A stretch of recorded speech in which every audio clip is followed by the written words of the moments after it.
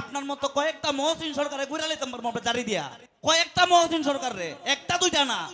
আপনার মতো কয়েকটা মহসিন সরকারে ঘুরালে তোমার মোটে জারি দিয়া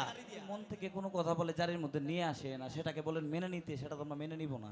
কারণ আপনার এটা জানা উচিত যে আজকের থেকে 400 থেকে 500 বছর আগে আপনার বাপ দাদা 14 গোষ্ঠী জন্মের আগে মহরম পালন হয়েছে সুলতানশী হবিগঞ্জে ওই সময় আপনার বাপ দাদার জন্ম হয়েছে না আর যে দাড়িগুলো আমি গাইছি সমস্ত দাড়িগুলা দিনই নেই আপনার যদি কোনো মত বিবাদ থাকে আপনি আমার সুলতানশী আইন আমি দলিল সহ প্রমাণ দিয়ে দিমুনে আপনার তো এই ক্ষমতা নাই আপনি এই প্রমাণ দিতে পারতা না আপনি কইলে এক মিনিট আপনি আমি কোন কথাটা ধরছি 7 সোনারি বন্দি ইমাম হুসাইন যখন ওনার দল নিয়ে আসছিলেন 72 জন কাফেলার সঙ্গী ছিল সঠিক না বেঠিক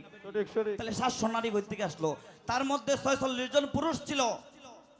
72 জনের মধ্যে 46 জন পুরুষ ছিল তার মধ্যে কয়েকজন শিশুও ছিল বাকি সবগুলা ছিল নারী 7 সোনারি আপনি কোথায় পাইলেন একটা গেল বিষয় দ্বিতীয় বিষয় আপনি বললেন ইমাম হুসাইন 10 মুহররমে সকিনারে কাশেম আলীর কাছে বিয়ে দিবেন আমরা দলিল পত্রে পাই ইমাম হুসাইন 9 মুহররম মাগরিবের নামাজের সাথে সাথে ওনার ইন্তেকাল হইছে তাহলে উনি 10 মুহররম কিভাবে বিয়ে দিলেন আপনি মন থেকে একটা বলে দিবেন সেটা আমরা মেনে নিব এটা কি ধরনের কথা ভাই আপনি পালা গানের শিল্পী ভালো গান ঠিক আছে তো জারিতে আপনি মানায় না আপনি সব জায়গায় সব কি করলে তো হবে না আরে পালা গান এক বিষয় জারি গান হচ্ছে আরেক বিষয় জারি গান যদি না জানেন স্টেজে আইসেন না ভাই আপনার এটা বোঝা উচিত যে হবিগঞ্জ থেকে জারিটা উৎপত্তি হয়েছে আপনার মতো কয়েকটা মহসিন সরকারে ঘুরালে তোমার মোটে জারি দিয়া